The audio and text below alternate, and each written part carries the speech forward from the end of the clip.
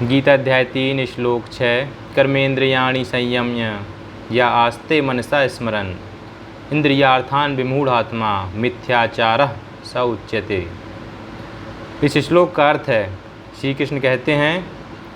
कि जो विमूढ़ बुद्धि मनुष्य कर्मेंद्रियाणि संयम बाहर से दिखावा करते हैं कि उनकी इंद्रियां संयमित हैं, वे बढ़िया वस्त्र पहन लेते हैं, दाढ़ी बड़ी कर लेते हैं, तिलक लगाते हैं और सन्यासी की तरह व्यवहार करते हैं और बाहर से दिखाते हैं कि इंद्रियों का पर उनका पूरा कंट्रोल है, लेकिन मनसा स्मरण इंद्रियार्थान विषया, लेकिन मन ही मन में वे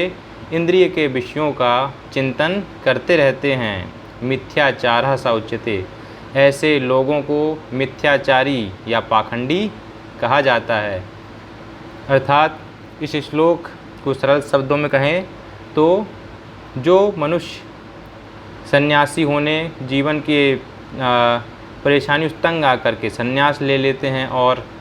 भगवा वस्त्र पहन लिया, दाढ़ी बड़ी कर ली, तिलक लगा लिया और पूरी तरह से सन्यासी की तरह दिखावा कर रहे हैं, लेकिन जो उनकी इंद्रियां हैं वो विषयों के भोगों को भोगने के लिए लालायित रहती हैं और उनका चिंतन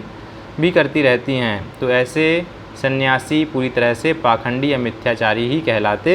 हैं। दोस्तों, इसी से संबंधित एक कहानी भी है सुब्रत और ताब्रत नाम के दो भाइयों की, जो अपने घर से श्रीमद् भागवतम का प्रवचन सुनकर के मंदिर की ओर जा रहे थे। रास्ते में चलते चलते बहुत तेज़ बारिश होने लगी और वे बारिश से बचने के लिए एक भवन में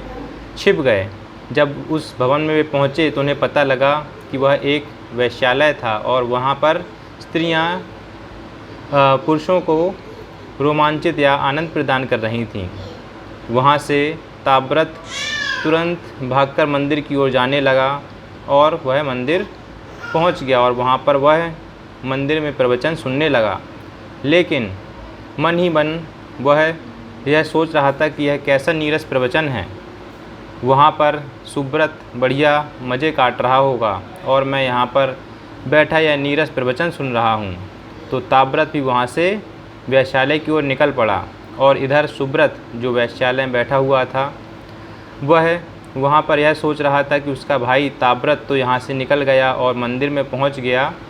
और वह बढ़िया प्रवचन सुन रहा होगा, जिससे उसकी बुद्धि निमज्जित हो रही होगी। तो वह भी सुब्रत भी फिर वहाँ से वेश्यालय से बाहर मंदिर की ओर चलने लगता है और जैसे ही वे लोग चलते चलते रास्ते में आगे मिलते हैं तो वहाँ पर बहुत तेज़ बिजली गिरती है और दोनों की वहीं पर मृत्यु हो जाती है। फिर उनको लेने यमदूत आते हैं और जब यमदूत ताब्रत को नरक की ओर ले जाने लगते हैं तो ताब्रत कहता है कि मैं ताब्रत हूँ, मैं सुब्रत नहीं हूँ, सुब्रत तो यह पड़ा है, इसको ले जाइए नरक की ओर, मैं तो मंदिर में बैठा था। तो